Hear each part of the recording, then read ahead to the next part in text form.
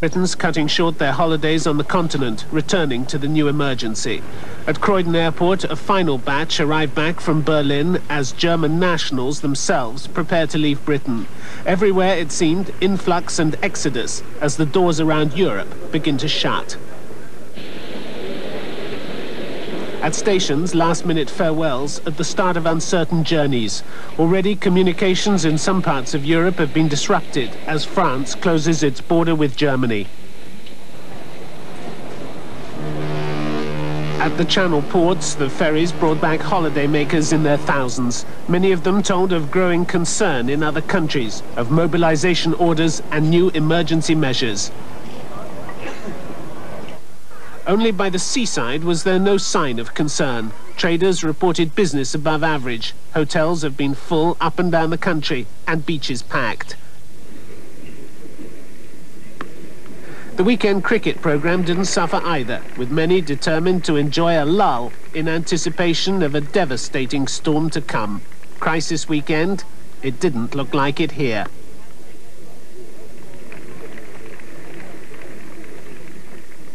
In London and Britain's other cities, trenches are being hacked out as protection against air raids. Trenches and sandbags, potent symbols of war in the very heart of the home front. Plate glass windows in London's West End are festooned with tape to prevent shattering, and sandbags are everywhere, piled defensively against walls, a backdrop to afternoon strollers in the summer sun. In Oxford Street, that most patriotic of itinerant racing tipsters, Prince Monolulu, holds aloft a gas mask, destined, he says, for Herr Hitler, and sums up the mood of the nation. Gas mask! Are we afraid of Hitler? No! Are we dumb-hearted? No! Every citizen, or almost every citizen, now has his gas mask. Infants, too, are to be catered for, though the air supply system does need elbow grease. Museums and art galleries are shut. The National Gallery is being stripped of its treasures, old masters dispatched to a safer haven. The British Museum, too, echoes hollowly, emptied of artifacts, with priceless statues being sent for keeping outside London. At Canterbury Cathedral, a great 12th century stained glass window is to be stored underground. Peace is still the hope as the nation readies itself for war. And that readiness now exists among the children of our major cities and towns. Today they rehearsed for the moment the nation prays may never be necessary, their evacuation. A rehearsal which seems to have gone very smoothly, as Paul Burden reports. Officially, the autumn term doesn't begin till tomorrow in London. There was still something of a holiday atmosphere at many of the 900 schools taking part in today's exercise. But the serious purpose behind it was all too clear.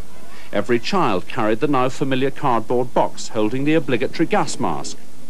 The operation began at 5:30 in East London. It will be among the first areas to be evacuated. The months of preparation since the Munich crisis of last autumn have ensured that there has been ample time to refine the plans.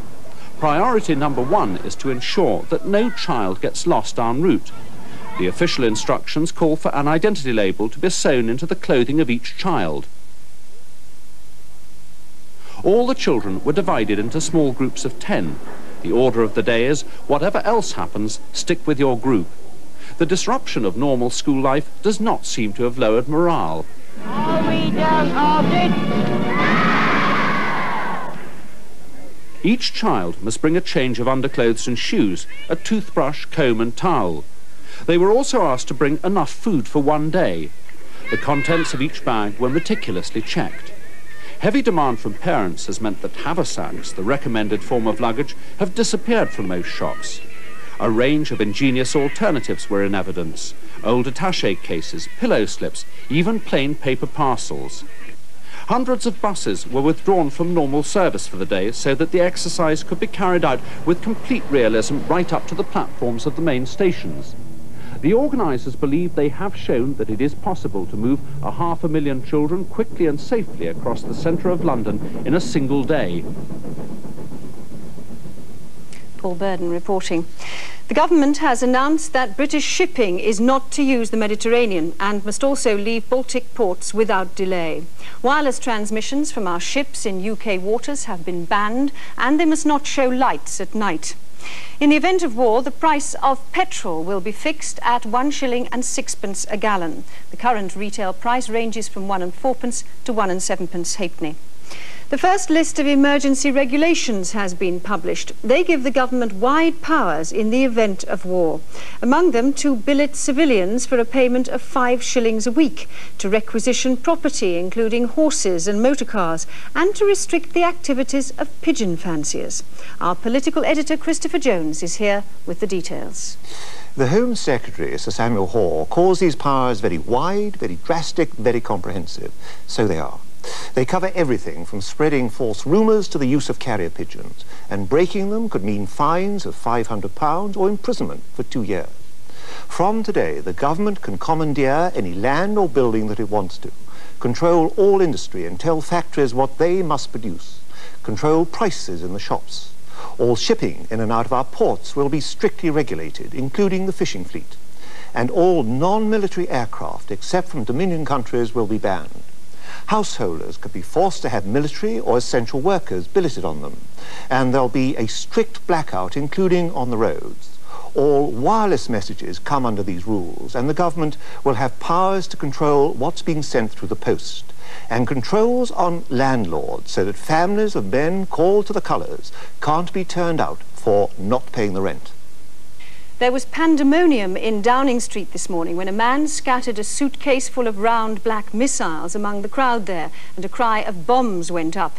The missiles turned out to be rubber balls covered in peace slogans. The man had pushed through the crowds outside number 10 and handed a note to a police officer. "How would you like a few bombs in Downing Street?" it read.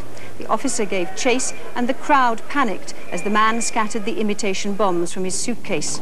He later told the court he felt it necessary to demonstrate because in Downing Street a few old men were toying with the lives of millions. Many women were severely shocked by the experience. Others had fallen on the man, whom they believed to be a member of the IRA, and given him a black eye. The new Austin 12 was launched today. The boot can hold 4 full sets of golf clubs, and with an optional radio and air conditioning, it will retail at £225 for the fixed head saloon, £235 for the sliding head.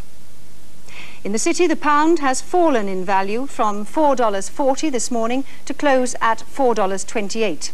At one point, it fell to $4.10.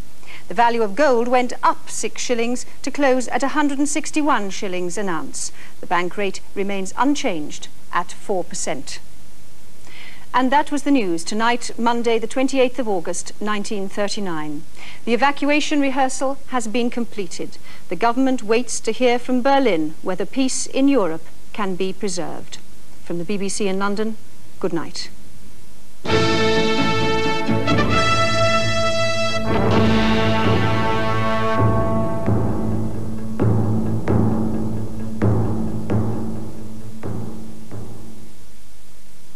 And the next of Sue Lawley's nightly bulletins is tomorrow at 9:30.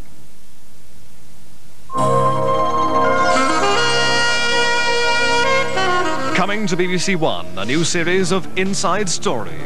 I dreamed that I see 2 masked men all starting their guns.